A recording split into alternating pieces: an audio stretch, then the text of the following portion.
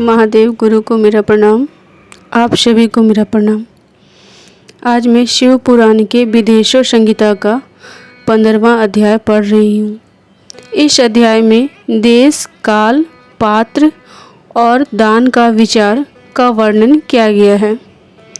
ऋषियों ने कहा, समस्त पदार्थों के ज्ञाताओं में श्रेष्ठ सूत जी हमसे देश, काल और दान का वर्णन करें।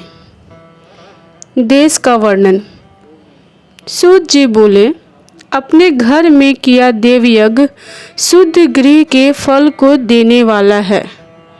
गौशाला का स्थान घर में किए देवयज्ञ से 10 गुना, जबकि जलाशय का तट गौशाला से 10 गुना है।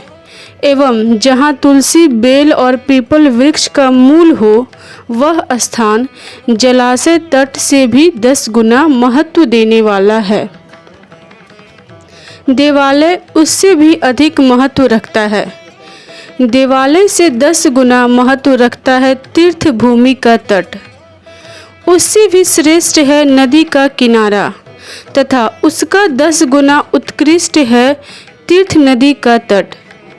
इससे भी अधिक महत्व रखने वाला है सप्त गंगा का तट, जिसमें गंगा, गोदावरी, कावेरी, ताम्रपर्णी, सिंधु, सरयू और रेवा नदियाँ आती हैं।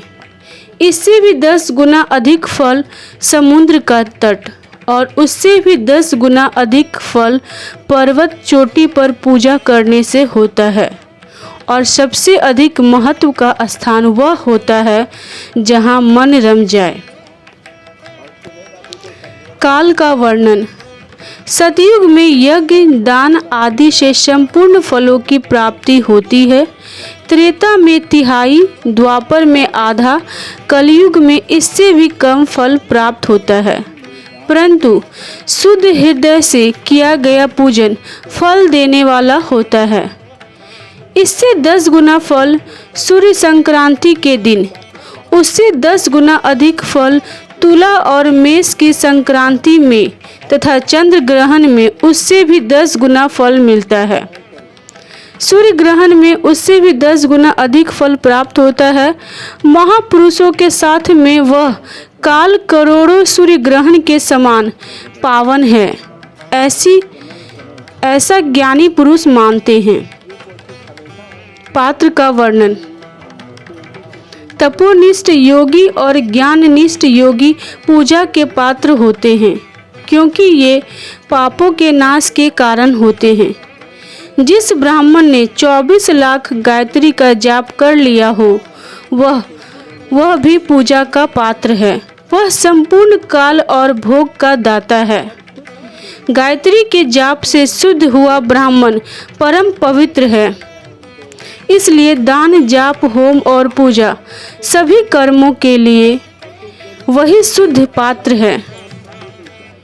स्त्री या पुरुष जो भी भूखा हो, वही अन्नदान का पात्र है।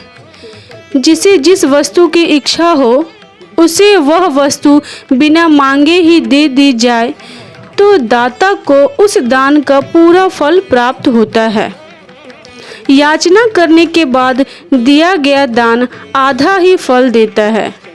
सेवक को दिया दान 1/4 फल देने वाला होता है। दीन ब्राह्मण को दिए गए धन का दान दाता को इस भूतल पर 10 वर्षों तक भोग प्रदान करने वाला है।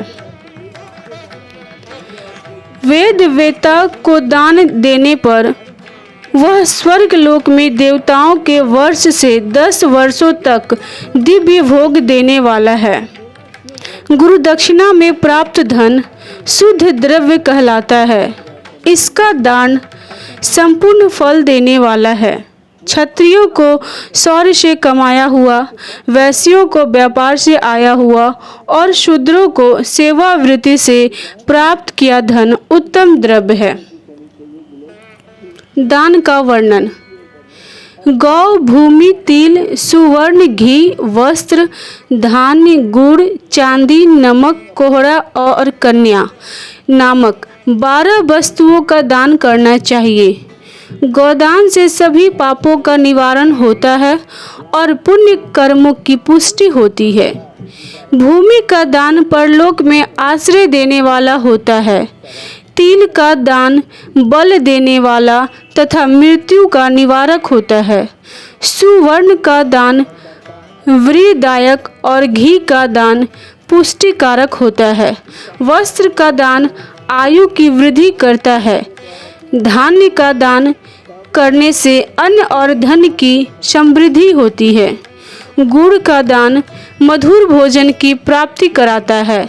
चांदी के दान से वीर्य की वृद्धि होती है। लवण के दान से षड्रस भोजन की प्राप्ति होती है।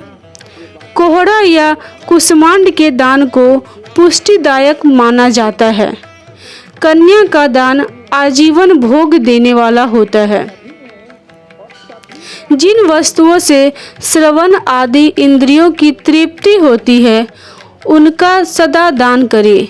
वेद और शास्त्र को गुरुमुख से ग्रहण करके कर्मों का फल अवश्य मिलता है। इसे ही उच्च कोटि की आस्तिकता कहते हैं। भाई बंधु अथवा राजा के भय से जो आस्तिकता होती है वह निम्न श्रेणी की होती है।